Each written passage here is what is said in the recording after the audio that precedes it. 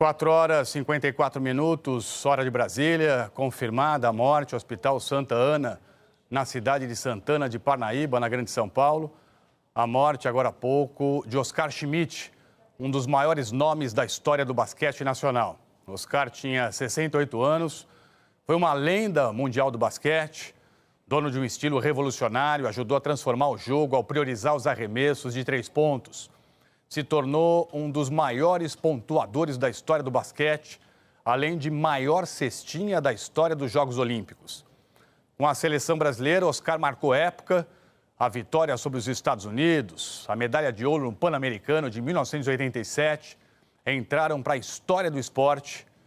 Primeira derrota dos americanos em casa e por mais de 100 pontos.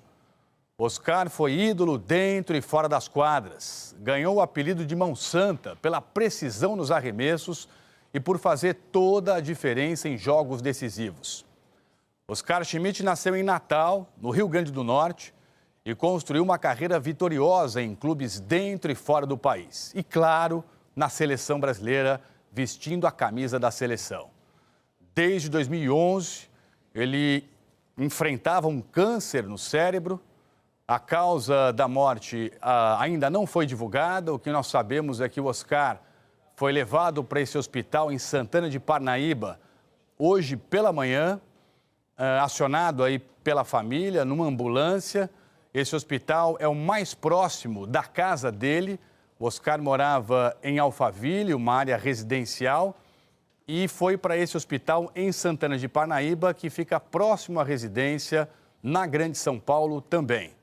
Então, nós estamos levantando todas as informações necessárias em relação ao que aconteceu e a gente vai trazendo tudo aqui para você.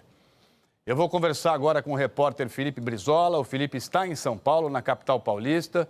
E eu peço a você, Felipe, por favor, enquanto a gente tenta apurar melhor as informações em relação à causa da morte, infelizmente essa perda para o esporte brasileiro, para todos nós brasileiros e brasileiras, que você nos traga um pouco mais da carreira de Oscar Schmidt. A gente conversava há pouco por telefone. Eu lembro que o Oscar ele começou no Palmeiras, ele tinha 17 anos, mas foi no Clube Sírio, em São Paulo, que de fato ele despontou como esse grande atleta do basquete nacional e internacional. Então, quero que você traga um pouco mais dessa carreira esplendorosa de Oscar Schmidt para a gente aqui, por favor. Boa tarde e bem-vindo.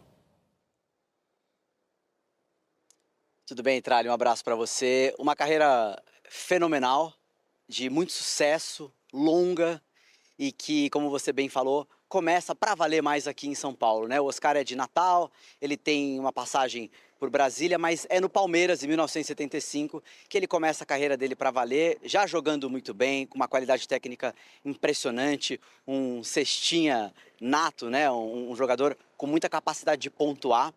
E ele, em 78, vai para o Sírio e, em 1979, com o ginásio do Ibirapuera absolutamente lotado, é daqueles momentos mais marcantes da nossa história esportiva. O Sírio é campeão do mundo, o Oscar é um grande destaque da partida, há uma grande comoção naquele título. O Brasil que tem uma história muito bonita já no basquete, campeão do mundo 2 vezes, e aí o Oscar, já de uma nova geração, ali nos anos 80, começa a despontar. Depois ele vai para a Itália, em 1982, faz uma carreira belíssima por lá, Tralli, joga até 1993, são 11 temporadas no basquetebol italiano. E aí ele passou por alguns processos e viveu alguns momentos históricos. Um deles, eu já trago para ilustrar um pouco, é que em 1984 ele recebe um convite para jogar a NBA, que é a Liga de Basquete Norte-Americana, o New Jersey Nets. Hoje a franquia fica em Brooklyn, em Nova York, mas na época em New Jersey. Faz o convite e o Oscar, ele recusa. Ele recusa porque, naquela época, os atletas que jogavam na NBA não poderiam participar dos jogos de suas seleções. E a grande paixão do Oscar no basquete sempre foi a seleção brasileira.